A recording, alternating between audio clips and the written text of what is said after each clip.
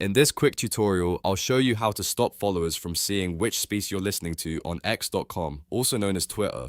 This is a simple privacy setting, and once you turn it off, your followers won't be able to see the spaces you join anymore. If you want more helpful social media tutorials like this, make sure to hit the like button and subscribe for more. Let's jump right in. First, open x.com and look at the left navigation bar. From there, click on More. This will open up additional menu options for your account. Next, click on Settings and Privacy. This is where you can manage your account preferences, privacy controls, and safety options. Once you're in the Settings menu, click on Privacy and Safety. This section contains the controls that affect what other people can see and how your account behaves across the platform.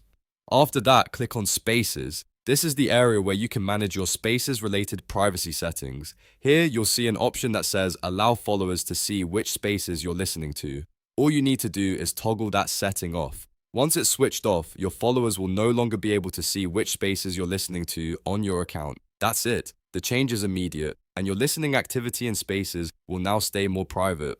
If this video helped, please hit like, subscribe, and stay tuned for more quick x.com and Twitter tips like this.